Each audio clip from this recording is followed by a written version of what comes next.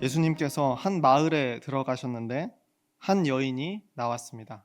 마주 나와서 자신의 집으로 예수님을 초대합니다.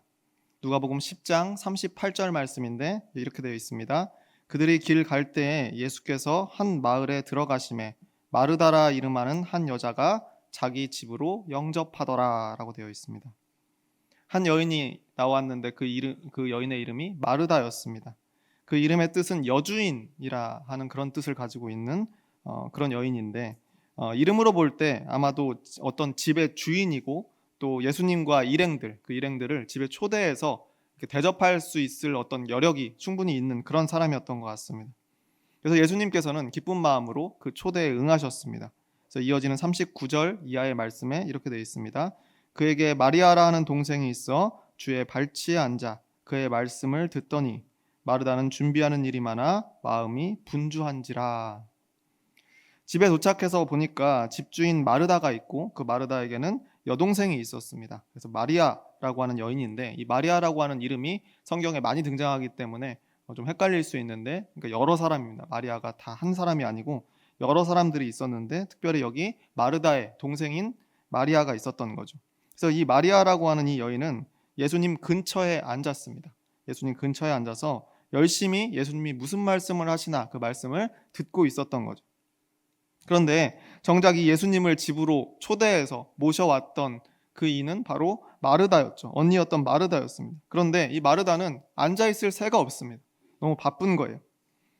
그도 그럴 수밖에 없는 것이 집에 누군가를 초대한다라고 하는 것은 언제나 부담스러운 일이 아니겠습니까? 여러 가지 해야 될 일도 많고 또 대접하려면 준비해야 될 것도 또 많이 있기 때문에 그렇습니다. 그래서 여기 성경에도 기록되어 있죠. 준비하는 일이 많아 마음이 분주했다. 마음만 분주한 것이 아니라 지금 뭐 앉아 있을 새가 없었던 거죠. 예수님과 그 제자들을 잘 대접하기 위해서 부엌과 거실을 아마 막 오가면서 진두지휘를 하고 있었을 겁니다. 근데 당대에 가장 주목받는 예언자 그리고 또 그리스도 후보 아니겠습니까?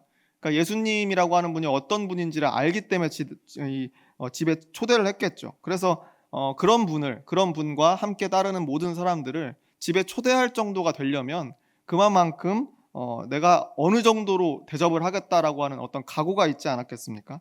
그러다 보니까 준비할 것이 당연히 많을 수밖에 없는 거죠. 그래서 지금 매우 바빴던 겁니다. 그래서 이 마르다가 정신없이 막 집을 뛰어다니고 있는 그 도중에 눈에 들어온 것이 하나 있었는데 그게 바로 동생이었죠. 그 이 동생이었던 마리아가 눈에 굉장히 거슬렸던 것 같아요. 나는 지금 힘들어 죽겠는데 내가 지금 막 눈꽃 틀 새 없이 바빠서 이 사람들을 잘 대접하기 위해서 이것저것 내가 지금 준비하고 있는데 저 동생이란 저 아이가 팔자 좋게 저 옆에 앉아가지고 이야기나 듣고 앉아 있으니까 당연히 화가 날 만한 그런 상황이었습니다. 40절 하반절에 이렇게 기록되어 있죠. 예수께 나아가 이르되 주여 내 동생이 나 혼자 일하게 두는 것을 생각하지 아니하시나이까. 그를 명하사 나를 도와주라 하소서. 이거 분명히 동생에 대해서 쓴소리를 하는 건 맞는데 누구한테 이야기합니까? 예수님께 이야기하고 있는 상황이죠. 예수께 나아가 이르되 주여 내 동생이 나 혼자 일하게 두는 것을 생각하지 아니하시나이까.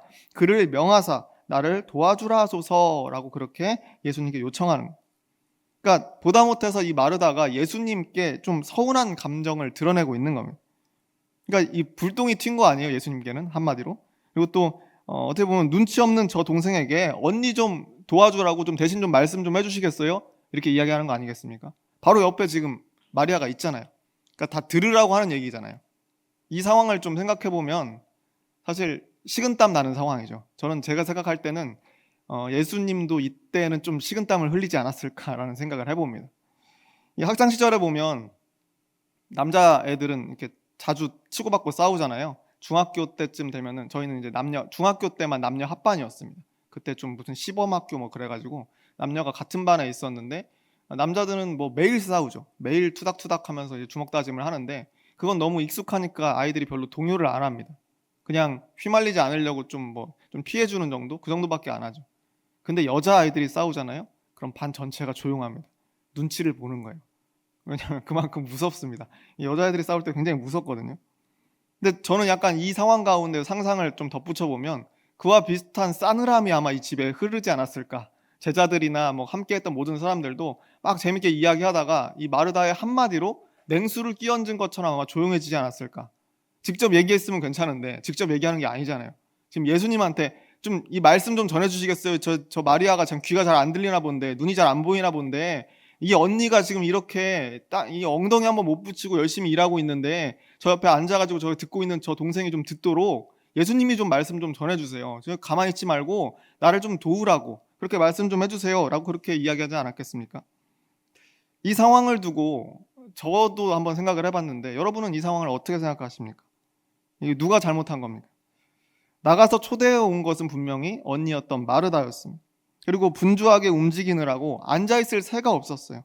그래서 손님들을 잘 대접하기 위해서 이렇게 모셔온 거긴 한데 그럼에도 지금 손님들 곁에 앉지도 못했다는 건 그런 상황이에요. 그런데 이 동생은 뭐 한 게 하나도 없는데 예수님이 오시자마자 옆에 앉아서는 말씀을 독차지하듯이 편히 들으면서 한 번을 일어나 보지를 않는 거예요. 이게 누가 잘못한 겁니까? 솔직히 동생이 좀 너무하긴 했죠. 마리아가 좀 너무한 거 아닙니까? 적당히 했어야 되는데 너무 좀 잘못했습니다. 물론 손님이 오셨으면 누가 말동무를 할 사람도 필요하죠. 그러면 뭐 접대할 사람도 필요하고 그건 맞지만 그럼 번갈아 하면 되잖아요.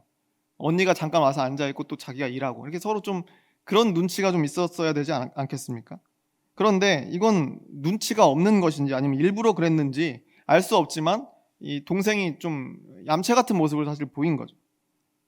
그런데 이 모습을 보면서 예수님께서 이렇게 말씀하십니다. 41절과 42절 상반절 말씀인데 이렇게 되어 있습니다.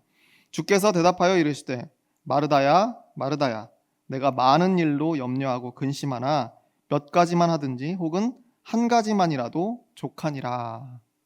이게 예수님의 말씀입니다. 마르다야 마르다야 두 번을 부르세요. 이 이름을 두 번 부르는 경우는 신약 성경 전체를 다 따져봐도 세 번밖에 없습니다. 그러니까 이게 굉장히 특이한 경우인 거죠. 마르다야 마르다야 똑같이 두 번을 부르는 거죠. 그러니까 어떻게 보면 진짜 식은땀이 나시긴 나시지 않았을까 이런 생각을 해봅니다. 그러니까 마음을 진정시키고자 부드럽게 부르시는 거 아니겠습니까? 마르다의 그 열심을 존중하시는 거죠. 네가 열심히 지금 우리를 대접하기 위해서 뛰어다니는 것을 충분히 존중한다는 겁니다. 그러면서도 마음을 조금 차분하게 가라앉혀라 라고 예수님의 그 음성이 여기서 더해지고 있는 겁니다. 마르다야 마르다야 내가 다 안다. 네가 지금 무슨 마음인지 내가 다 이해하고 있다. 얼마나 힘든지도 다 알고 있다 라고 그렇게 말씀하고 계시는 거죠. 네가 많은 일로 염려하고 근심하나 손님을 성대하고 격식 있게 맞이하기 위해서 이렇게 많은 일로 염려하고 근심하고 신경 쓸 것들이 참 많겠지만 전부 다 그것을 신경 쓰고 해낼 필요는 없다라고 말씀하시는 겁니다. 몇 가지만 하든지 혹은 한 가지만이라도 족하다. 네가 준비하고 신경 쓰는 모든 일은 당연히 귀하고 중요한 일이지만 좀 줄여도 괜찮다는 겁니다. 그러니까 오해하지 말라는 거예요. 오해하지 말라. 네가 지금 바쁜 것이, 네가 바쁘게 돌아다니는 것이 쓸데없는 일이라고 말하는 것이 아니라 꼭 필요한 일이고 귀한 섬김이기는 하지만 나를 이곳에 초대한 원래 목적을 다시 한번 떠올려 봐라 라고 그렇게 말하고 있는 거죠. 내가 맛있는 음식을 먹고 편하고 즐겁게 있는 모습을 보고 싶어서 나를 이곳에 초대한 것이냐 아니면 내가 전하는 하나님의 말씀을 듣고 싶어서냐 네 스스로에게 다시 한번 물어봐라. 더 중요하고 숭고한 목적을 위해서 다른 수고들을 좀 덜어내면 어떻겠니? 라고 그렇게 타이르고 계시는 겁니다. 그러면서 동생 마리아에 대해서는 이렇게 덧붙이십니다. 42절 하반절 말씀인데 이렇게 되어 있습니다. 마리아는 이 좋은 편을 택하였으니 빼앗기지 아니하리라 하시니라. 네 동생 마리아가 내가 봐도 조금 심하긴 했다. 조금 얌체 같기는 해도 그가 가장 중요시하는 것, 그것이 바로 말씀 듣는 것이라고 한다면 그것을 지금 택하고 집중하다 보니까 아마 여기에 계속 앉아 있었던 모양인데 그래서 아마 이 아이는 이 자리를 내놓지는 않을 것 같구나라고 그렇게 평가하고 계시는 거죠. 마르다의 열심, 언니였던 마르다의 열심과 열정은 분명히 높이 살만했습니다. 그런데 예수님께서는 이 마르다에게 선택과 집중을 원하셨던 겁니다. 그 열심의 목적이 무엇인지를 똑바로 할 것을 권면하신 겁니다. 오늘 본문에 나오지는 않았지만 저는 아마 예수님께서 마르다에게 이런 말씀을 계속해서 많이 하셨을 것으로 생각합니다. 마르다야, 됐다. 더 준비할 것 없다. 와서 너도 좀 같이 앉아라. 여기 마리아처럼 너도 이 자리에 좀 함께 해라. 그런데 아마 마르다는 잠깐만요, 예수님. 이것만 하면 됩니다. 이것까지만 하고 제가 앉을게요. 잠깐만요. 여기만 마무리하면 그러면 될 것 같아요. 거의 다 된 것 같습니다. 예수님, 이것만 마무리하고 제가 가겠습니다. 아마 이렇게 대답하지 않았을까 생각합니다. 그런데 마르다가 예수님을 집에 초대한 목적이 뭐였을까요? 물론 섬기고 대접하고 기쁘게 해드리는 것도 좋은 목적이 될 수 있지만 예수님과 함께 같은 장소 같은 자리에 있는 것이 목적 아니었겠습니까? 그곳에서 하늘의 말씀을 듣는 것이 목적 아니었겠어요? 그것이 가장 큰 목적이었을 겁니다. 그래서 예수님께서는 그것을 아시고 마르다에게 말씀하시는 거죠. 그 목적에 더 집중해라. 그 목적을 생각해서 네가 지금 하는 일들이, 하고 싶은 일들이 많이 있겠지만 조금 줄이고 내 옆에 앉아라 라고 그렇게 말씀하시는 거죠. 아까 학창시절 얘기를 했으니까 한 번 더 학창시절을 떠올려 보면 예전에는 그랬습니다. 이걸 왜 공부해야 되는지 알려주지 않고 열심히 하는 것이 보통이었습니다. 요즘은 좀 달라졌을지 모르겠는데 저 때는 그랬습니다. 그래서 그냥 그저 열심히만 하라 라고 하는 그 소리를 귀에 못이 박히게 들었던 것 같아요. 그때 가장 많이 들었던 소리가 뭐였냐면 일단 공부를 잘 해놓으면 그리고 나서 선택할 수 있다. 공부를 잘 해놓으면 점수를 높여놓으면 그에 걸맞는 목적도 생길 것이다. 열심히 해두면 그 다음에 기회가 열리고 선택할 수 있는 선택지가 많기 때문에 그러면 그때 알아서 그냥 뭘 선택하든지 네 마음대로 네가 하고 싶은 거 하면 된다. 그래서 그때까지는 그냥 열심히 해라 라고 하는 그 말들이 전 제일 많이 기억이 납니다. 아직도 사실 동의는 잘 되지 않습니다. 목적이 없이 그렇게 열심히 한다는 게 동의는 잘 안 되는데 어쩌면 그것이 그 시대에 아주 잘 맞는 지혜로운 방법 중에 하나가 아니었을까라고 저는 그렇게 생각을 합니다. 그런데 적어도 공부는 그럴지 몰라도 신앙은 다르다는 겁니다. 시작부터 목적을 분명히 하지 않으면 그리고 또 시작과 마지막까지도 계속해서 그 목적을 분명하게 가지고 가지 않으면 점점 열심은 깊어지지만 그 깊어지는 열심이 오히려 스스로에게 독이 될 수 있다라고 하는 겁니다. 그게 신앙이라는 거죠. 그래서 요한복음 말씀에 보면 이런 부분이 있습니다. 요한복음 2장 17절 말씀인데 이렇게 되어 있습니다. 제자들이 성경 말씀에 주의 전을 사모하는 열심이 나를 삼키리라 한 것을 기억하더라. 주의 전을 사모하는 열심이 나를 삼키리라 한 것을 제자들이 떠올렸다는 거예요. 어떤 상황 가운데서 떠올렸느냐? 예수님께서 성전 정화 사건을 일으키실 때 성전에 가서 타락한 성전을 보면서 그것을 다 둘러 엎으실 때 제자들이 이 말씀을 떠올렸다는 겁니다. 그때 당시에는 성전 건물 자체를 너무 거룩하게 여기는 바람에 열심이죠. 그게 열심 아니겠습니까? 너무 거룩하게 여기는 바람에 성전을 사모하는 그 열심 자체에 너무 심취한 바람에 결국은 성전이 타락하게 되었다는 겁니다. 그래서 예수님께서는 이 환전소에 돈을 다 쏟아버리셨어요. 왜 환전소가 있었냐면 이 성전 안에서 헌금을 내려면 그 안에서만 쓰이는 돈으로 환전을 해야 됩니다. 그럼 환전할 때 뭐가 발생하겠습니까? 이익들이 발생하겠죠. 재물도 마찬가지입니다. 밖에서 가져온 재물들은 안 되는 거예요. 그 성전 안에서 파는 재물만 써야 됩니다. 양과 소와 이 모든 것들을 비둘기들을 다 그 안에서 사야 되는 겁니다.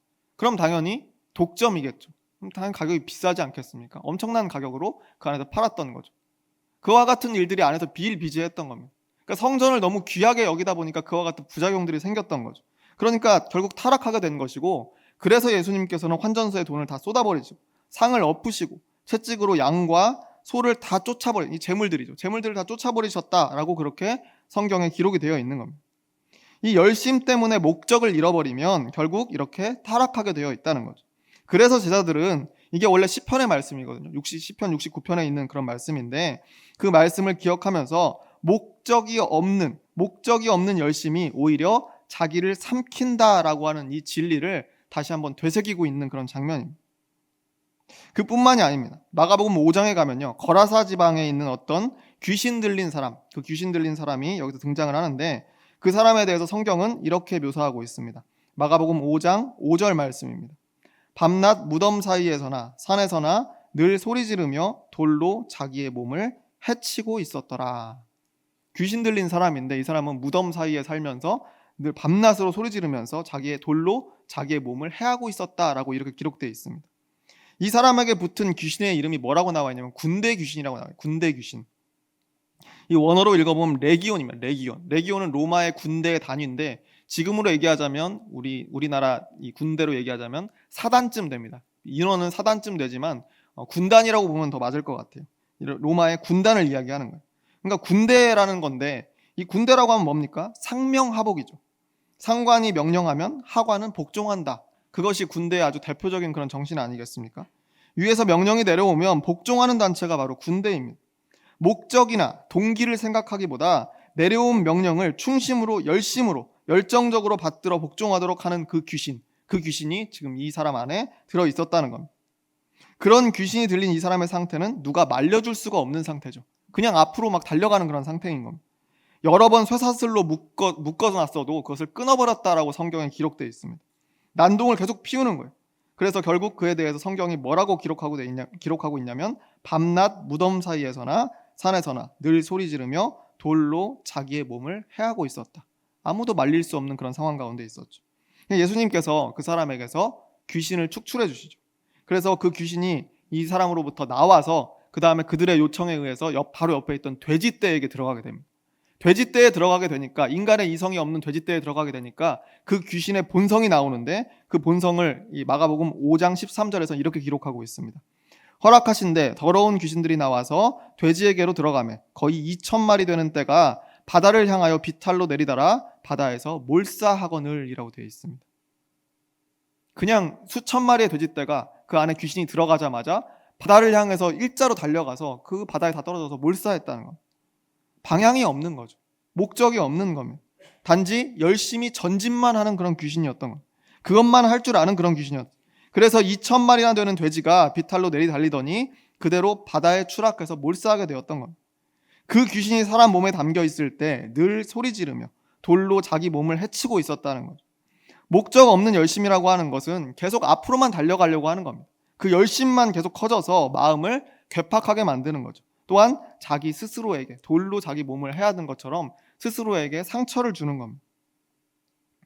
마르다가 동생 마리아를 보면서 스스로 분노에 휩싸이고 급기야 못 참고 화를 내는데 그것도 예수님께 마치 비꼬듯이 쏘아붙이게 되는 것도 그와 같은 이유에서일 수 있다라고 저는 그렇게 생각을 합니다.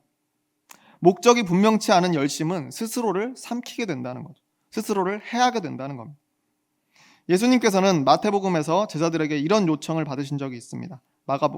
마가복음에서 마가복음 10장 37절 말씀인데 이렇게 되어 있습니다. 여짜오되 주의 영광 중에서 우리를 하나는 주의 우편에 하나는 좌편에 앉게 하여 주옵소서. 그랬더니 예수님께 대답하십니다. 예수께서 이르시되 너희는 너희가 구하는 것을 알지 못하는도다.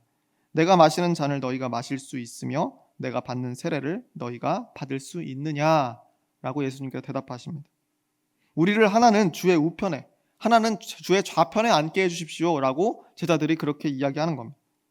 제자들은 예수님이 왜 오셨는지 무슨 목적을 가지고 예루살렘을 향해 가시는지 제대로 이해하지 못했습니다. 예루살렘, 우리의 가장 중요한 곳으로 향하시는 거 보니까 저곳에서 왕위를 받으시려나 보다, 이제 왕으로 등극하시려나 보다 계속해서 그렇게만 생각했던 거죠. 예수님의 원래의 목적이 무엇인지 이해하지 못했던 겁니다.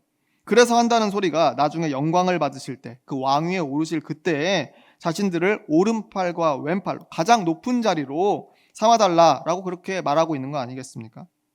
그러니까 예수님께서 대답하시는 거죠. 너희는 너희가 구하면서도 그 구하는 것이 무엇인지 제대로 알지 못하고 있다 라고 그렇게 한탄하고 계시는 겁니다. 제자들은 예수님을 열심히 따라다니고 열심히 말씀 듣고 열심히 섬기고 배우는 사람들이었습니다. 분명히 예수님은 말씀하셨어요. 내가 영광을 받을 것이 아니고 내가 내 목숨을 버려서 세상 사람들을 구원하기 위해서 결국은 죽음을 당하게 될 것이다. 3일 후에 살아나게 될 것이다. 이와 같은 이야기들을 많이 거듭해서 제자들에게 이야기했지만 제자들은 그 목적을 제대로 짚지를 못하고 있었다는 겁니다. 그런데 예수님께서는 달랐죠. 예수님께서는 스스로의 길에 대해서, 스스로의 삶의 목적, 내가 이 땅에 온 목적에 대해서 정확하게 이해하고 계셨습니다. 이어지는 45절 말씀인데 이렇게 되어 있습니다. 우리 한 목소리로 읽어보겠습니다. 시작.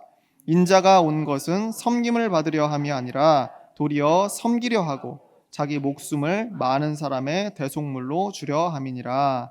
아멘. 섬김을 받으려고 온 것이 아니라 섬기려고 왔다. 그리고 자기 목숨을 많은 사람의 대속물로 주려고 왔다라고 분명하게 여기서 말씀하고 있다는 것. 그러니까 예수님의 이 신앙의 어떤 여정 가운데 목적이 흐려지지 않았죠. 목적은 여전히 분명합니다. 그렇기 때문에 수많은 사람들이 예수님을 극찬하고 높이고 찬양하고 그리스도가 분명하다, 구원자가 왔다 치켜 세워도 흔들리지 않을 수 있었던 겁니다. 사람이라면 무릇 어떤 목적을 가지고 있다라고 할지라도 환경에 따라서 영향을 받아서 그 목적이 흐려질 수 있습니다. 예수님은 얼마나 그 유혹 가운데 시달리셨겠습니까? 많은 사람들이 나를 환호해주고 환영해주고, 심지어 예루살렘에 들어갈 때 호산나를 외치면서 사람들이 종려나무 깐지를 흔들면서 환영해주지 않았습니까?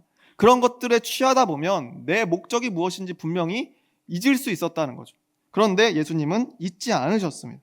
그래서 예수님은 그 정해진 때에 맞추어서 가야 할 길을 묵묵하게 가셨다는 겁니다. 왜냐하면 목적이 분명했기 때문에. 가장 정점의 자리에서도 가장 낮고 비참한 십자가의 길을 택하실 수 있었다는 겁니다. 목적을 품고 있었기 때문에 그렇습니다. 그래서 예수님께서는 언제나 여유와 평안이 느껴진다라고 하는 그런 모습들을 우리에게 많이 보여주십니다. 심지어 십자가의 길을 가면서도, 아니 십자가 위에서도, 그 위에서도 그에게는 조급함과 두려움이 느껴지지 않습니다. 오히려 경건함이 느껴지죠. 숭고함이 느껴지고 고결한 절개가 그 십자가 위에서도 여전히 우리에게 절절하게 느껴지는 겁니다. 왜냐하면 목적과 열심이 조화를 이루는 삶을 살았기 때문에 그렇습니다. 신앙생활을 하고 있다는 것 자체가 우리에게는 열심이 있는 겁니다. 열심이 없이 목적만 가지고 이 자리에 앉아 있을 수는 없습니다. 우리는 모두가 열심을 소유한 사람들입니다. 또 그 열심을 가만히 두지 않습니다. 늘 점검하고 서로 도전받고 으쌰으쌰해서 우리는 더 힘을 내는 사람들입니다. 그런데 내가 믿는 이유에 대해서, 내가 신앙을 통해서 무엇을 이루려고 하는지에 대해서, 신앙의 이 목적에 대해서는 자주 들여다보지 않는 경향들이 우리에게는 있습니다. 그냥 구원받기 위해서 나는 믿는다. 그냥 복 받으려고 믿는 것이다. 이 틀린 말은 아니지만 이건 너무 추상적이죠. 이러면 결국 열심은 늘어나지만 목적은 점점 희미해져 간다는 겁니다. 그러다 보면 불평이 늘게 되고 신앙이 갈수록 강팍해지고 다른 신앙의 동료들에 대해서 예민해지게 된다는 겁니다. 마르다의 열심은 분명히 존중받아 마땅한 그런 일입니다. 그런데 그의 헌신으로, 그러니까 예수님과 제자들은 물론 기분 좋은 대접들을 받았겠죠. 그런데 예수님의 말씀이 들려지는 자리를 지키지를 못했습니다. 너무 과한 열심 때문에 오히려 스스로를 벼랑 끝으로 몰아세우는 그런 모습이 되었다는 거죠. 마리아, 동생인 마리아에게 화를 낸 것은 어쩌면 바보 같은 자기에게 하는 소리였을 수 있습니다. 나는 왜 바보같이 계속 일만 하고 쟤는 저렇게 앉아서 예수님의 말씀을, 저 좋은 말씀들을 계속 옆에 듣는데 나는 왜 바보처럼 앉지 못하는가, 그 자기 자신에 대한 자책이었을 수 있다는 거죠. 그런데 예수님이 그 모습을 안타깝게 여기신 예수님께서는 마르다의 열심이 2,000마리의 돼지떼가 달려가는 그 방향을 따르지 않도록 그렇게 조언하신 겁니다. 따뜻한 음성을 들려주셨죠. 그래서 이 마르다를 진정시키신 겁니다. 마르다야, 마르다야, 그렇게 부르신 겁니다. 2번이나. 이 이름을 거듭 부르시는 장면을 생각할 때마다 저는 마음속에 저도 따스함이 느껴집니다.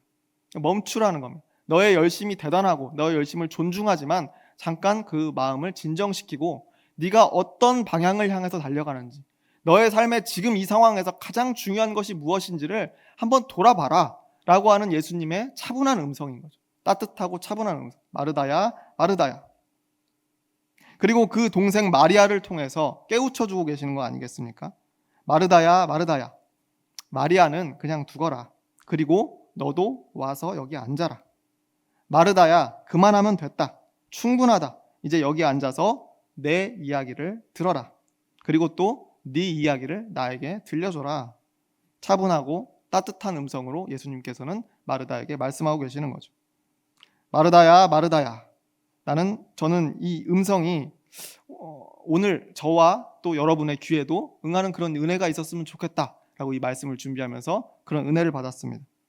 그래서 이 따뜻한 부르심을 통해서 어쩌면 과한 열심 때문에 오히려 목적을 잃어버리는 그런 삶을 우리가 살고 있지는 않은지 스스로 점검하고 또 내 열심을 그래서 선한 목적 위에서 계속해서 쌓아가면서 하나님이 원하시는 삶을 이 땅 위에서 살아내는 그런 저와 여러분이 모두 되시기를 주의 이름으로 축원합니다. 기도하겠습니다.